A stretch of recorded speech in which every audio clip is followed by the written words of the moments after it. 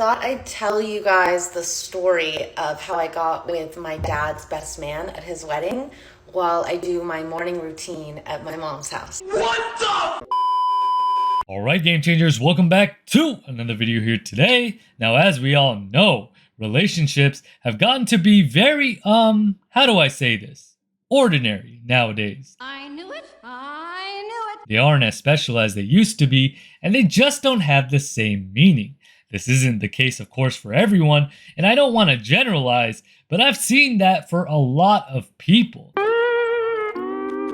Not only did relationships mean something, loyalty and faithfulness did too. In any case, the whole dang field is compromised. As you all have read from the title, there is definitely something very bizarre that went down. Oh shit, here we go again. Because what if I told you that there was a daughter who attended her father's marriage with her best friend and ended up sleeping with the father's best man? Excuse me, what? Yup, you just can't make this stuff up. But before I show you guys that clip, make sure you guys follow me on Twitter so you can follow all that I tweet out. And make sure you guys hit that like button and subscribe to the channel to become a part of the game-changing community here, because I cover viral videos, trending videos, and videos that, of course, make no goddamn sense. Anyways, if that sounds interesting, let's get into it. So it's the summer after I graduated college, and my dad's having his wedding to his now wife in Montana. So I flew to Montana with my best friend as my guest. So I knew my dad's best man and best friend was Swedish because my dad talked about him all the time, but I didn't know he was so hot. So during the wedding, I'm sitting in the front row and he's a groomsman. So he's standing right in front of me and we keep making eye contact. And I'm getting so nervous. I'm feeling so much tension between us because he's so attractive. And he was wearing a tuxedo and had just sang a Swedish love song to my dad and his new wife. And I just kept writing it off that it was just me because, like, why would he do that to my dad at his wedding? Why would he be into me in the first place? Like, he runs a hedge fund. I just graduated college. Like, it was just a no-go. Oh, you'd think so, wouldn't you? Now let me let you in on a little secret of some dudes out there, especially when they know that they can get away with something.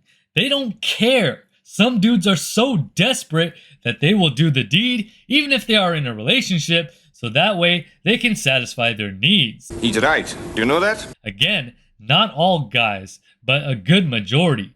It's just the sad truth. You are a sad, strange little man, and you have my pity. But cut to the after party, that is where stuff got serious. The after party was a story in itself. Like, I did not imagine my dad was that wild or his friends were that wild.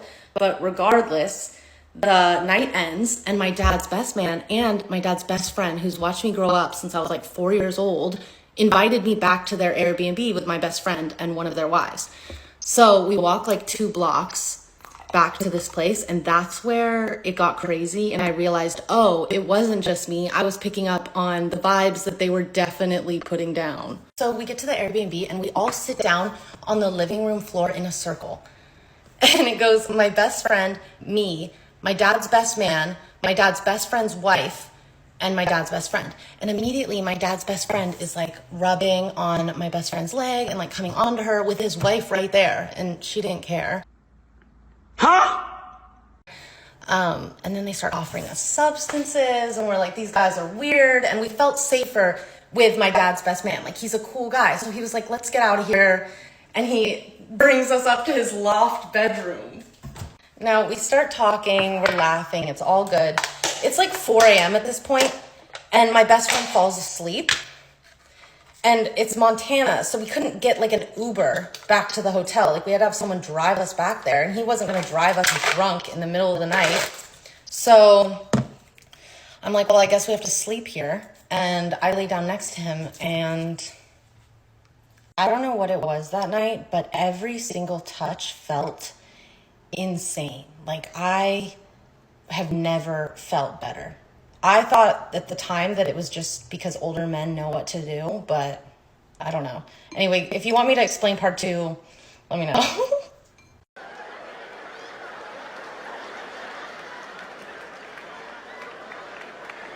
I guess this is a normal night for some people apparently, but let's go to part 2. So I wake up the morning after my dad's wedding next to my dad's best man and my best friend. Obviously that night we did stuff with my friend sleeping right next to me, and I remember being like, oh my God, I hope she's actually asleep, because imagine she's just half asleep and she knows exactly what's happening. Like, that's so embarrassing, but also was not my first time doing that with the best friend sleeping next to me. What? What the fuck? So he drives us home, we're all hungover and groggy, and I'm even more nervous around him now because he's still so cute, and I don't know if he even remembers that we got together. Like, I don't know, maybe he was really drunk and he doesn't even remember, or maybe he regrets it. So he drops us off at our hotel, we don't talk about it. I don't even tell my best friend because I'm so embarrassed that I did that right next to her in bed. I'm not gonna tell her that. And so we just go about our day, and she flies home that night. So then the next day I'm there alone and I have to fly back to LA. Turns out that he's on the same flight as me to Salt Lake City. So he drives me to the airport. We fly together, sitting right next to each other. And we have a layover in Salt Lake City together where we sit in the Delta Lounge and talk. And the whole time I'm just like so nervous, but also so enamored. And this is the weirdest part. Turns out he knew exactly what we did and had no shame about it. And we didn't talk about it at all on the way to the airport, on the plane, on the layover, until I'm saying goodbye to him at his flight in Salt Lake City. And he's like, I don't want to leave you. I'm going to miss you so much. I'm going to keep talking to you. I'm like, okay, this is crazy, but all right. And I was basically saying whatever until he left because I was just like still processing that this even happened.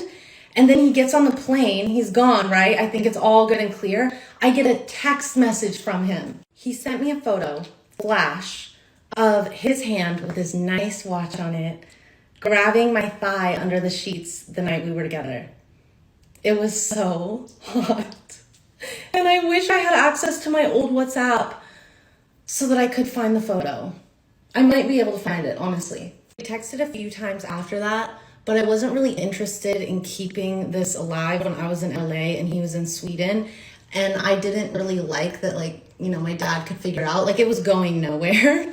So I didn't keep talking to him. I wasn't into him like that. I mean, he had a whole family back in Sweden and everything. I think they were separated, but still. And as far as I know, my dad never figured out. I never told him, and I'm pretty sure his friend never told him because I know they're still friends.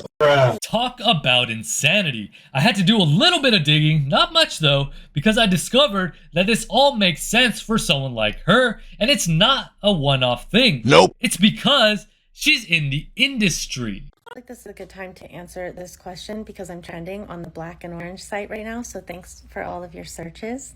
And if you haven't searched me, do with this information what you will. So I say I'm in the industry because it's easiest to describe it that way for TikTok, but really I'm not in any industry. I just work for myself. I do what I want all off of my phone. And that's why if you search me on the Black and Orange site, there's only 2 videos that you can find. And there was someone I picked to make them with. They're not even with a mainstream company. So how I started is kind of how I assume most content creators in any industry start.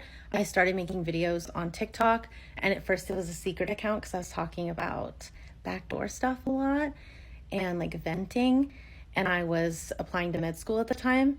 And then they started to blow up, and I got a lot of comments like, do you have an OnlyFriends account?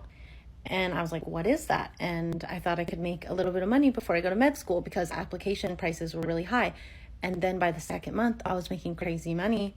And I was like, I'm going to go for this. And so then I just kept making content. And now we're here.